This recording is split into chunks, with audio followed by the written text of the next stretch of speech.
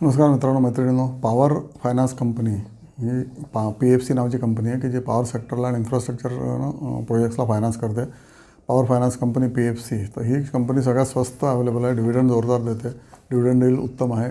4% dividend yield आहे. P/E फक्त 5.4 आहे आणि शेअर टिपिकली 400 रुपयाला किंवा 390 रुपयाला अवेलेबल असेल. तुम्ही चेक करा. 1 इयर PBT याचा प्लस 17% वाढलेला आहे. म्हणजे एका वर्षात 17% प्रॉफिट वाढतो आणि शेअर पडतो की ते 15%ने पडतो.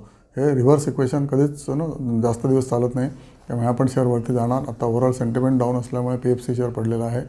ओव्हरऑल यांनी डिव्हिडंड 23%, 22%, 35% असं दिलेलं आहे. यावर्षी 23% दिलेलं आहे. म्हणजे 10 रुपयाचा शेअर आहे का? तर बघूया आपण किती रुपयाचा शेअर आहे. तर हा याची इक्विटी मात्र जास्त आहे, no doubt about it. P/E फक्त याचा 5.5 आत्ता असला तरी गोईंग फॉरवर्ड PE याचा फक्त 2 असू शकतो. कारण याची NPA कमी होते, प्रॉफिटेबिलिटी दरवर्षी वाढतच चालली आहे आणि त्यामुळे फ्युचर प्रॉफिट डिस्काउंटेड जर PE काढला तर फक्त 2 येतो. त्यामुळे आत्ता 400 रुपयाला घ्यायला हरकत नाही आहे.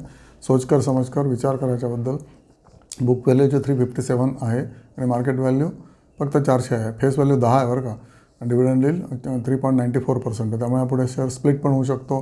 रिटर्न ऑन इक्विटी आहे 9.7%, return on capital 9.7%, return on equity 21% आहे. फिनॉमिनल आहे. ओके. P/E फक्त 5.45. परत का सांगतो आहे मी? कारण सगळ्यात स्वस्त P/E किती असू शकते? तर 5. याची तेवढीच आहे. ओके. प्रमोटरचे म्हणजे गव्हर्नमेंट ऑफ इंडियाचे 56% आहे. सेफ कंपनी आहे. FIIचे 19% आहे. गेल्या वर्षी 17% होते. DIIचे 16% आहे. गेल्या वर्षी 18% होते.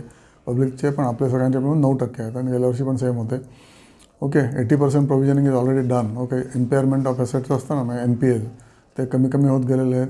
GNPA 19ला होते 4.39%. ते खाली येत जाऊन ते आता 1.92% आहेत फक्त. त्यामुळे NPA खाली आले आहेत. ओके. ॲडव्हान्सेस वाढत आहेत, म्हणजे सेल्स वाढतात आहेत, प्रॉफिट वाढतात आहेत. ओके. 26% प्रायव्हेट सेक्टरला देतात हे लोन आणि 74% गव्हर्नमेंटलाच देतात. त्यामुळे गव्हर्नमेंटचं लोन कधी बुडणार नाही, राईट. त्यामुळे कंपनी उत्तम आहे, उत्तम दर्जाची कंपनी आहे. फक्त आता पडलेली आहे आणि तिथेच आहे. गेले जवळजवळ 6-8 महिने 400ला जाय शेअर, 370 ते 400. बघा तुम्हाला पटतं आहे का आणि त्याप्रमाणे ॲक्शन घेऊ शकता तुम्ही. आणि ह्यांनी व्हेरियस सेक्शन्सकडनं कर्ज घेतलेलं आहे. FX म्हणजे फॉरेन एक्सचेंजचं कर्ज आहे यांच्याकडे, नंतर लोकल बँकांचं कर्ज आहे आणि ऑब्व्हियसली बॉन्ड्समधून कर्ज उभं केलेलं आहे, राईट. आणि जनरेशनला हे 50% देतात.